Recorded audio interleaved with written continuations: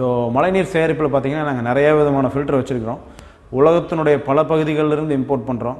எங்கள் ஓன் மேனுஃபேக்சரிங்கை நிறையா பண்ணுறோம். நிறையா கம்பெனியோடைய கன்சல்டன்சி மூலியமாகவும் எங்கள் மேனுஃபேக்சரிங்கை பண்ணிகிட்ருக்குறோம். இப்போ நீங்கள் பார்க்குறது ஒரு பேசிக்கான சென்ட்ரிஃபியூகல் ஃபில்ட்ரு.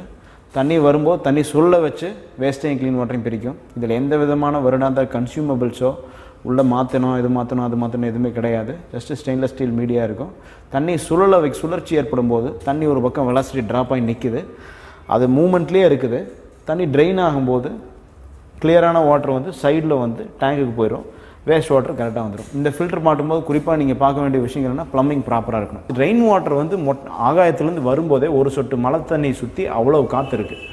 அது டேங்கோட பாட்டம் வரைக்கும் இன்லெட் பண்ணும்போது டேங்கோட பாட்டமில் தான் கிருமிகள் ஜாஸ்தியாக இருக்குது.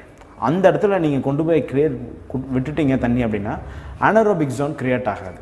ஸோ இதுக்கான அர்த்தம் என்ன அப்படின்னு பார்த்தீங்கன்னா, அதாவது ஒரு டேங்குக்குள்ளே என்ன மாதிரியான பாக்டீரியா எப்படி வளருது அப்படின்னு ஆஸ்திரேலியா ரிச்சர்ட் மூர் ஒருத்தர் ஆய்வு பண்ணுறது 13 ஆண்டுகளுக்கு முன்பு.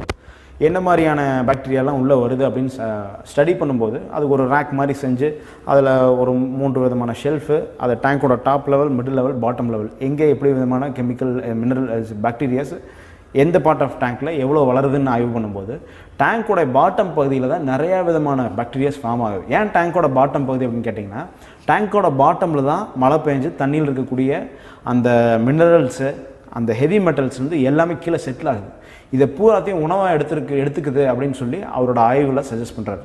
10ஆம் நூற்றாண்டிலிருந்து மழைநீர் சேகரிப்பை வந்து நம்ம தமிழர்கள் வந்து பயன்படுத்திக்கிட்டு இருக்காங்க அப்படின்னு சொல்லி கேள்விப்படுறாங்க. அது எந்த அளவுக்கு உண்மைங்க? அது 10ஆம் நூற்றாண்டு சோழர்கள்னு இல்லைங்க, அதுக்கு முன்னாடியே இருந்து பார்த்திங்கன்னா இயற்கையிலே பூமி உருவான போதே மழைநீர் சேகரிப்பு நான் சொன்ன மாதிரி அந்த எவல்யூஷன் பூமி கொஞ்சம் கொஞ்சமாக அதோடைய ப்ராசஸில் மழைநீர் சேகரிப்பு அதோட க்ரைட்டீரியாவாக வந்துருச்சு. அதிலிருந்தால் உயிரணுக்களே ஃபார்ம் ஆயிருக்குன்னு நான் சொல்கிறேன். அதுக்கப்புறம் பார்த்திங்கன்னா மனிதர்கள் அவங்களுடைய தேவைக்கேற்ப பண்ணிக்கிட்டாங்க. எப்போ பண்ண ஆரம்பித்தாங்கன்னா 12,000 ஆண்டுகளுக்கு முன்னாடியே விவசாயம் அப்போ தான் கண்டுபிடிக்கப்பட்டது. 12,000 ஆண்டுகள் ஆச்சு விவசாயம் கண்டுபிடிச்சதுலேருந்தே பார்த்திங்கன்னா முடிஞ்ச வரைக்கும் மழை தண்ணி எங்கெங்கெல்லாம் தேங்குச்சோ, ஆறு நதிகள் எங்கே போச்சோ அங்கே தான் நாகரிகம் பிறந்துச்சு. மழை தண்ணியோடைய சிஸ்டம்ஸை நம்பி தான் இந்த விவசாயமே பிறந்திருக்கு. மழைநீர் சேகரிப்பு மூலியமாக தான் நாமளே வந்திருக்கோன்றதை நான் சொல்கிறேன். அதாவது மழைநீர் வந்து மனிதன் கண்டுபிடித்தான் அப்படின்றதோட மழைநீர் சேகரிப்பு மனிதனை கண்டுபிடித்திருக்கு. உலகத்தின் இயற்கையான மழைநீர் சேகரிப்பு நான் சொன்ன அந்த பாசிவ் ஹார்வெஸ்டிங் சிஸ்டம் இதெல்லாம் தான் மனிதனுடைய உயிருக்கே ஒரு அங்கீகாரம்.